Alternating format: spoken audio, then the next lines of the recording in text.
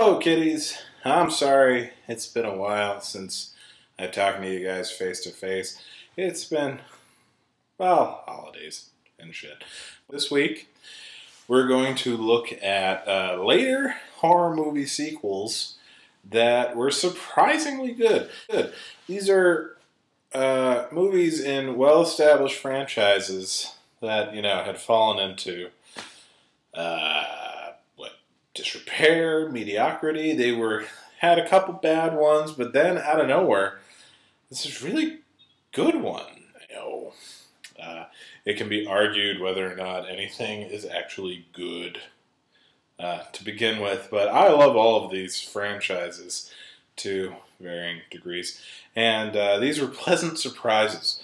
Our menu includes Puppetmaster 3, Saw 4, and Hellraiser 4.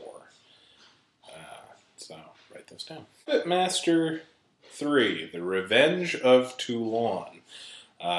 Puppetmaster, if you're not aware, was the jewel in Richard Band's Full Moon Pictures crown.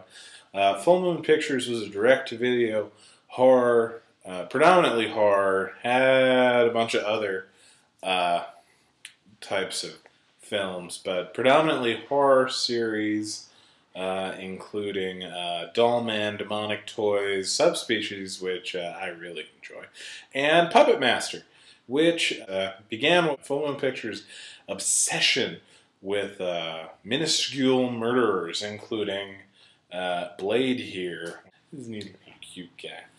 So, Puppetmaster 1 and 2 could be best described as cheap, horrible films. Yeah. They're not particularly good, and this is despite the effort in Paul LeMat and William Hickey doing what's a glorified cameo as older Andre Toulon. All of the films, there's this elixir of life that gives life to the puppets, and most of the plot revolves around getting the elixir from whoever the puppet master is in the film, and the puppet master doing horrible, horrible things via the puppets. The third one was interesting, though, because it revealed the origin of the majority of the puppets and Andre Toulon. It's set in 1930s Germany, where we find out that Andre was actually a pretty good guy, a puppeteer, and his life was destroyed by the SS trying to get the elixir, and he used his puppets to get Toulon's revenge. Really neat, because it added depth to the characters. Heretofore, Puppetmaster 1 and 2, they didn't really do much with explaining who the puppets were, why they were. It kind of reinforces why the titles are called the title of the films are called Puppet Master instead of Killer Puppets, because the puppets are essentially a neutral a group of things. It all depends on who is in control of them as to whether or not they, will kill terrible people. First one, jerk psychic. Second one, somehow raised from the dead, crazy Andre. Third one, prequel, getting justified revenge against Nazis, who we always hate. Nazis are always a great punching bag. Number 2, Saw 4. Here's the thing. You either like Saw or you don't. There's really no mid-ground on it. It's a fairly brutal horror franchise, and it espouses a goofy sort of logic. I enjoy it. I'll acknowledge I don't like the third one as much because it interferes with its internal logic of everybody should be able to get out of these traps. Third one, not so much. Fourth one, John Kramer is dead at the end of the third film. The fourth movie opens with John Kramer's autopsy. So, where do you go with this? It's where a lot of horror film franchises have this this moment, this crossroads where they cattail, where they can go, you know, the full supernatural direction, or try to find some other, you know, realistic way of continuing the series. Saw went latter path, and it was pretty impressive. And Saw 4 gives you plot twist after plot twist, introducing tons of new characters, and really saying, no, we're not done at all. We have tons of great ideas. And they did have tons of great ideas. They're all over the place. And they're all terrible in their own way. And just, you know, the whole film was a series of, oh my God, this is happening. And now that's happening. And that's this guy. Oh my Lord. It's fantastic. And you don't get that kind of excitement in later films because, you know, by the fourth movie, usually the formula has been set, and don't get me wrong, to a large extent the formula of Saw is established, but they managed to revitalize it a bit, and that carried through for at least another 3 movies. This brings us to Hellraiser V, Inferno. Now, Hellraiser 1 and 2 are incredible. I've written about them before, how Hellraiser 1 and 2 are essentially one big movie instead of 2 separate ones. Hellraiser 3, Hell on Earth. I mean, I like watching it.